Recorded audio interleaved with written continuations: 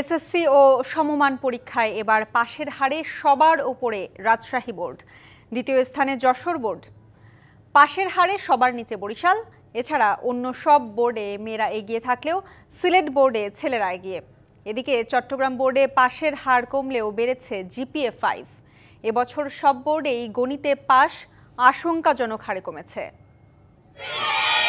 এবার এসএসসি ও সমমানের পরীক্ষায় পাশের হারে সবার উপরে রাজশাহী বোর্ড। পাশের হার ও জিপিএ 5 পাওয়ায় এগিয়ে মেয়েরা। তবু 7 বছরের মধ্যে এবারই সবচেয়ে খারাপ ফলাফল এই বোর্ডে। এসএসসি পরীক্ষায় সিলেট শিক্ষা বোর্ডে পাশের হার ও জিপিএ 5 দুটিই কমেছে। এবার পাশের হার ৬৮.৫৭%। জিপিএ 5 পেয়েছে ৩৬১৪ জন। এই বোর্ডের অধীনে 4 জেলায় ৯৬৫টি প্রতিষ্ঠানের মধ্যে শতভাগ পাশ করেছে 7টি প্রতিষ্ঠানের শিক্ষার্থীরা। গণিত ও ইংরেজিতে বেশি শিক্ষার্থী ফেল করায় পাশের হার কমেছে বলে জানান শিক্ষা বোর্ডের চেয়ারম্যান। চট্টগ্রাম শিক্ষা বোর্ডে এসএসসি পাশের হার কমলেও বেড়েছে জিপিএ 5, আর পাশের হার শূন্য এমন বিদ্যালয়ের সংখ্যা একটি। চট্টগ্রামের এবছর এসএসসি পরীক্ষার ফলাফলে পাশের হার হচ্ছে ৭২.০৭%, যেটি আগের বছর ছিল ৮২.৮০%। পাশের হারে সবার নিচে বরিশাল শিক্ষা বোর্ড।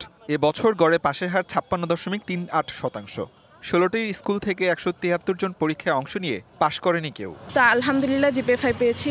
ভবিষ্যতে দেখি ইনশাল্লাহ যেটা হলো, আসলে মেডিকেলে পড়ার ইচ্ছা আছে। অভিভাবকের ধমক ওইভাবে খাইনি, উল্টো আমার মা আমাকে সাপোর্ট দিয়েছে মেন্টালি।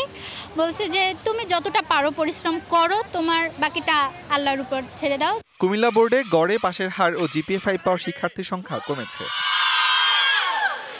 যশোর শিক্ষা বোর্ডে কমেছে পাশের হার ও জিপিএ 5। বোর্ড কর্তৃপক্ষ বলছে জুলাই আন্দোলনের কারণে সঠিকভাবে ক্লাস করতে পারেনি শিক্ষার্থীরা, যার প্রভাব পড়েছে ফলাফলে। তবে স্বাধীনভাবে ফল প্রকাশ করতে পারায় খুশি তারা। 7 বছরের মধ্যে সবচেয়ে খারাপ ফলাফল দিনাজপুর শিক্ষা বোর্ডে। এবারে এই শিক্ষা বোর্ডে পাশের হার ৬৭.৩%, যা বিগত বছরের তুলনায় কম। 13টি স্কুল থেকে কোনো শিক্ষার্থী পাশ করেনি। আসিফ খান, ডিবিসি নিউজ ডেস্ক।